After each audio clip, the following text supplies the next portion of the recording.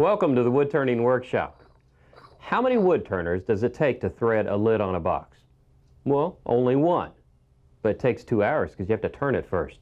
Or in our case, hopefully, 26 minutes and 40 seconds. Stay tuned.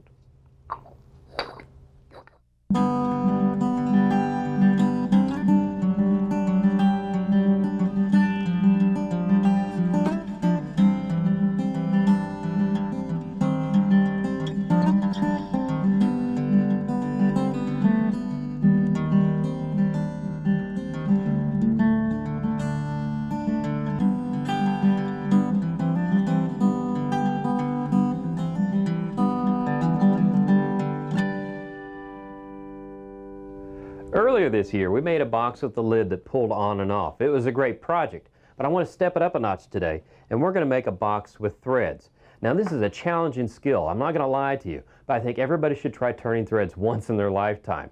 And it takes what I call the 4 Ps. You have to be precise, you must practice, you've got to have a positive attitude, and you must have patience.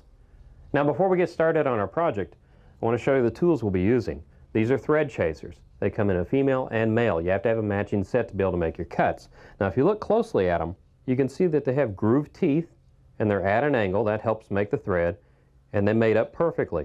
Now, this is a 20 TPI, 20 threads per inch set, and you can get sets all the way up to 4 threads per inch. But since we're using very hard exotic woods today, they take fine threads very nicely. Before we get started on our box, I want to practice a little bit and show you how to turn some threads.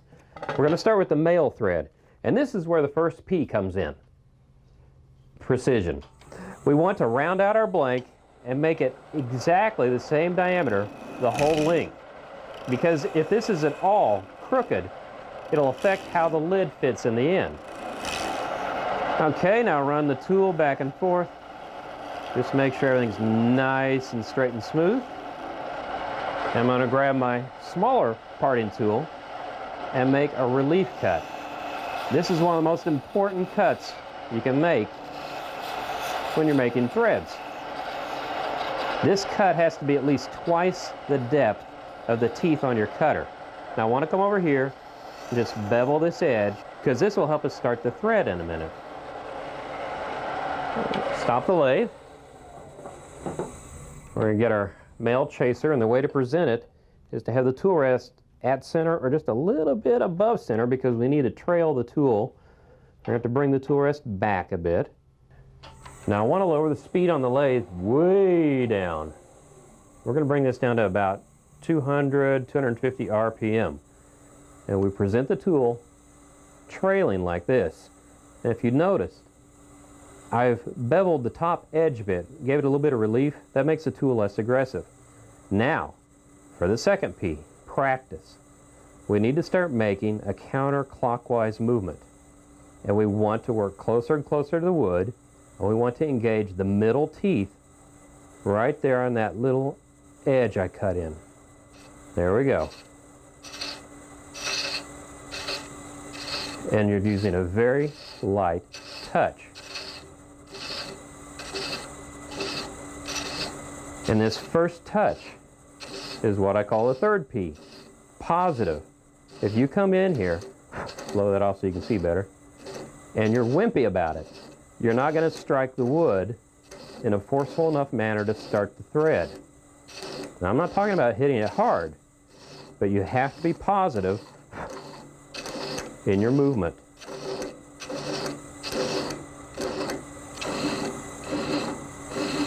You're going to reach a point where the threads start feeding the tool.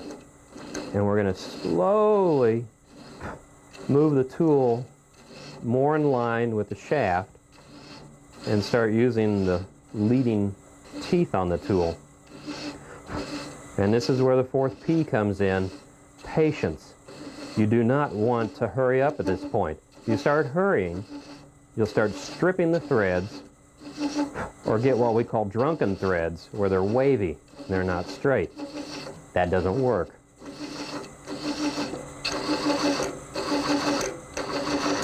Now the goal is to try to make shavings and not powder, because that means you're cutting and not scraping away the wood. This is working well. We're taking our time. And I'm making sure, too, that the threads are perfectly straight across. Let's see how that looks. Really nice. Now, that's a male thread. Let me show you how to make a female thread. Okay. This is our test lid, so I can show you how to do female threads. And I'm making sure the sides are perfectly straight. And we need to cut a relief in the back so the teeth of the cutter don't run into the wood. If they did that, they'd strip out. They make a tool for cutting the relief, but I'm going to use my little curved hollowing tool to do this. Just like the relief on the outside, you've got to make sure that you make the depth about twice as deep as the teeth on the cutter are long. Okay. Now I want to go back to my scraper and just relieve the edge a bit. That'll help us start our threads. Turn the lathe off. I'm going to move the tool rest up a bit, and I want these teeth to be right at center height or just a little bit above it. Not much, because you're not going to trail the tool at this point. This is very critical to get this positioned just right. That looks good. Start the lathe up. We're going to slow it way down again to about 250 RPM. Place the tool perfectly flat. And now we're going to practice a clockwise movement. And we're going to be positive. And strike the teeth right there in the middle. And start forming a thread. Some people find the outside threads easier to turn. I gotta admit, I like turning the inside threads. They just seem to be easier to make. I'm just gonna be patient and keep feeding this in. Now the speed of the lathe is taking the cut. It's pulling the tool in, which is what I want.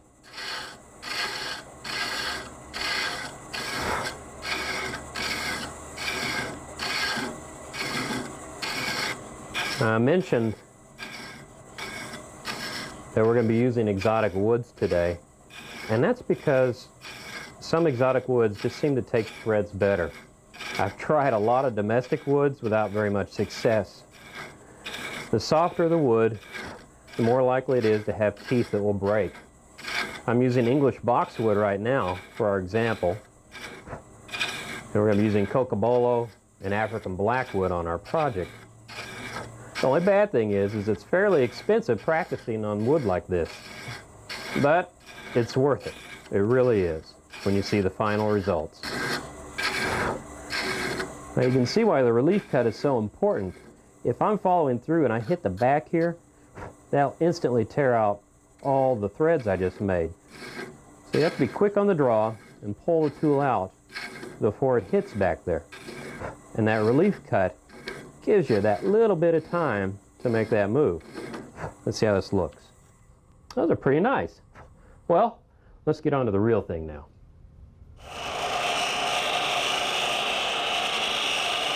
Now we're going to start with our lid because the female threads are the most critical when it comes to making a threaded box. If you make a mistake, you want to make it on the male threads because you have more wood to work with to correct the mistake. So we're going to hollow out our lid here, and the lid's going to be made of cocobolo. I'm just taking my spindle gouge, and we're going to hollow this out a bit.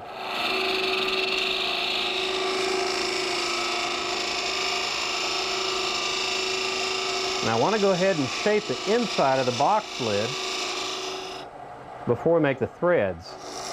And I actually want to go ahead and finish the entire inside of the box lid, because if we did the threads before we finished everything inside, we could damage the threads in the process. That looks good. Put a little detail in right here. I like that. We're going to move the tool rest a little bit further back so I can make my relief cut.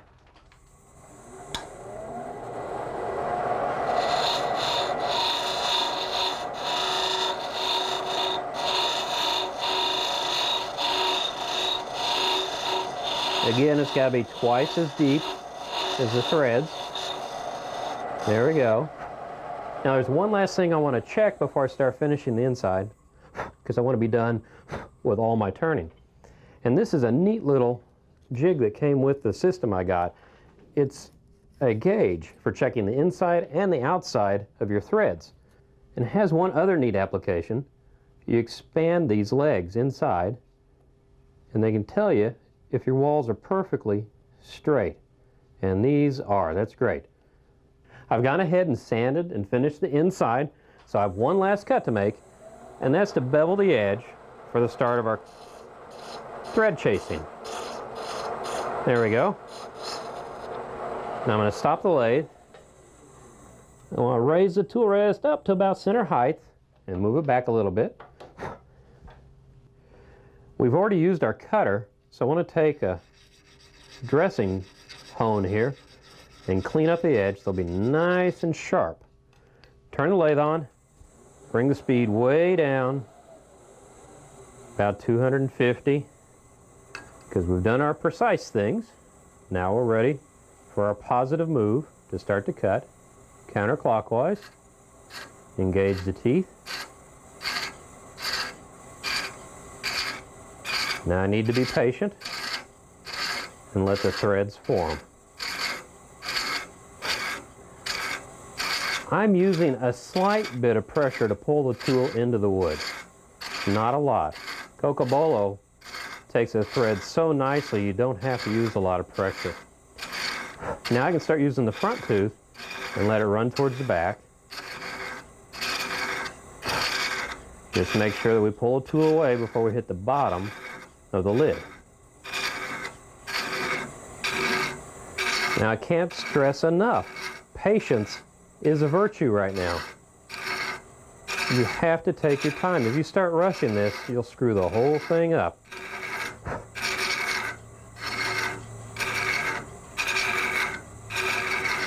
We're getting very close now. We're running the full length.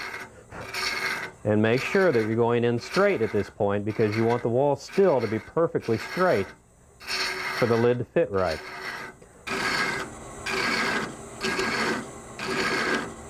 See how this is looking. Oh, perfect. Really nice. Now, I want to go ahead and take our gauge, widen them out, get that diameter. Everything's perfectly straight. And I'll show you in a minute why we're doing this. So we're making an acorn box. So I'm going to take my spindle gouge. We're just going to start rounding over this end. And we're making the cap of the acorn. I love working with Cocobolo. It takes such a fine cut. Well, that's as close as I want to get to the thread, so we'll start working our way back here. Again, it's like making a bead. Sneak up on it. Well, kind of an odd nut-shaped bead.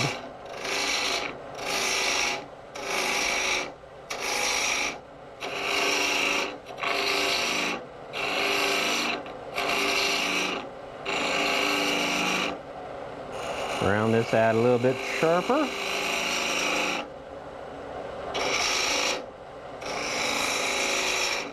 Now I'm leaving some extra wood right here because we're going to make a stem for the top of the cap a little bit later. I'm going to come back, make one fine shaping cut here, because this is looking pretty realistic. I have to be careful when I go back into the house with this thing. I don't want to be attacked by a bunch of marauding squirrels who think the super acorn has appeared. Clear this out a little bit more. That's pretty good, and the stem's going to be right in there, so I want to take my parting tool and just remove some of the wood.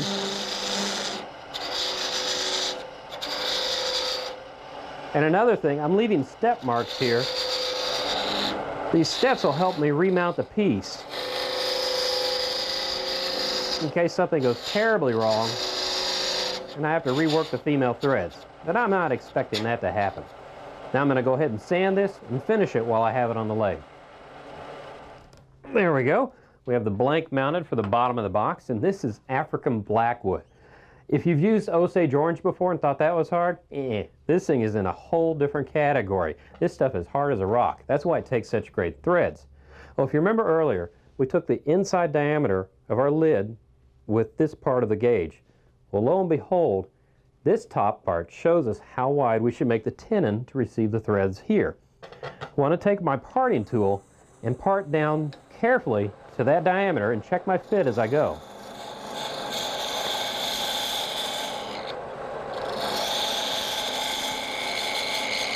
Okay, let's see how that looks. Almost there, got a little bit more to go.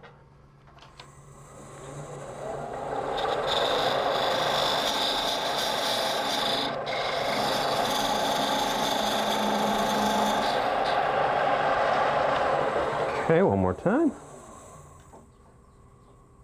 Oh, that looks great.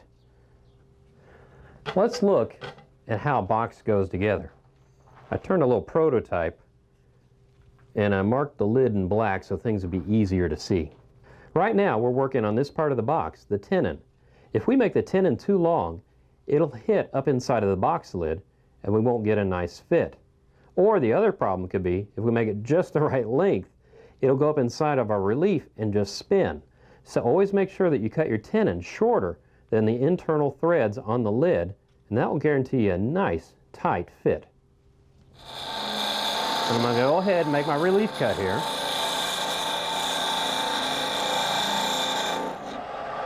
And bevel the edge so I can start the threads.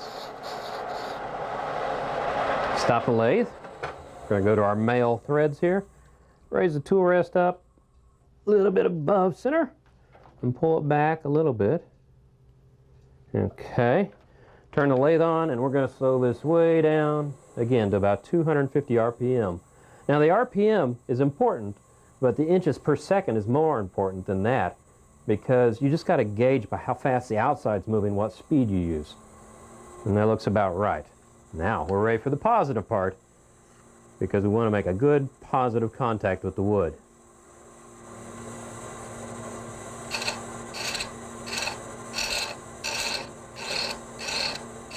Okay, the thread started. Nice little shavings coming off. Now I'm slowly rotating the tool so I start making the threads go further. And I only left 1/8 of an inch relief there, so I've got to be quick when I pull a tool away. Because African blackwood is nice and hard, but you can shatter the threads if you get a catch by hitting that shoulder. And now for the patience. I don't want to rush this.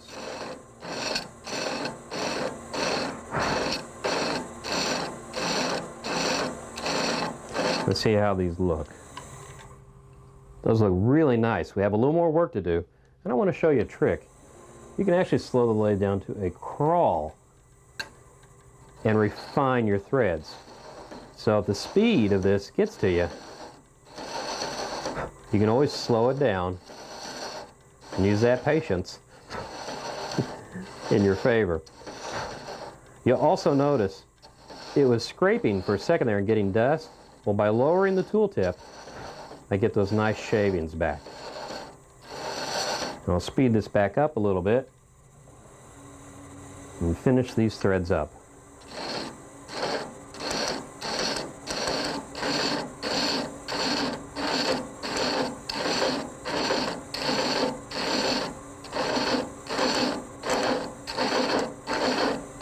Okay, now for the moment of truth. Let's see if this fits. Ooh, first time. Really? Now I'm going to leave that mounted on there, lower the tool rest a bit, and bring the tool rest in because we're going to use that to hold the top while we finish turning the details on the top of the lid. And acorn, since I have stems, that's why I wanted to put one on here. Might give you something to grab too while you're moving the lid. And we're going to feather in our last surface into this surface. There we go. Thin this down just a bit more. We're almost there. Sweep the tool, come back. There we go. There's our stem. Now I'm just going to sand and finish the top, and we'll be ready to shape the bottom of the box. Now I've gone ahead and drilled a hole in the blackwood to help me hollow this out, and I'm using my spindle gouge on its side to move the bulk of the wood.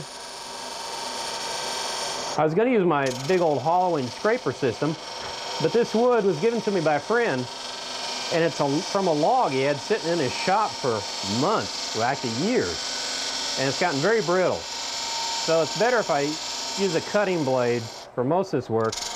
And then once I've got it hollowed out as far as I can, I'm going to use a scraper to clean up the inside.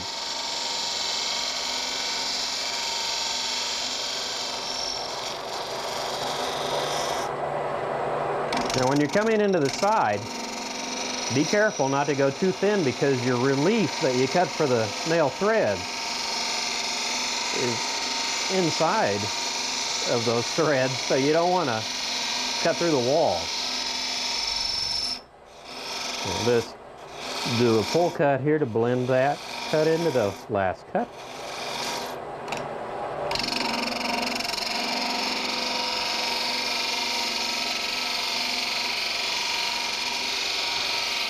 I'm just going to keep at this until I reach the bottom. And then I'll come back with a round nose scraper to clean up the inside. And then we'll be on to shaping the outside.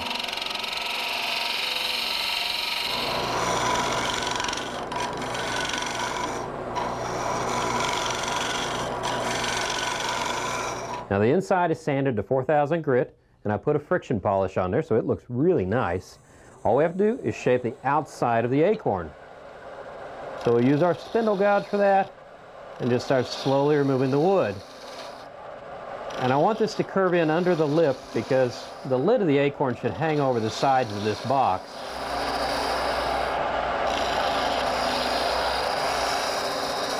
That's as close as I want to get to the threads there.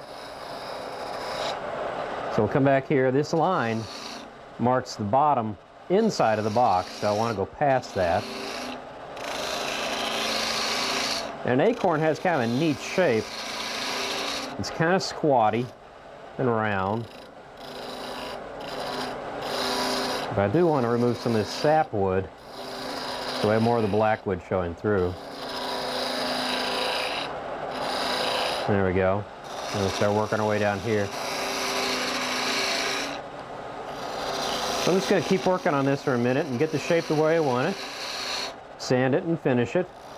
Then we're going to reverse this, and I'll show you how we finished up the bottom.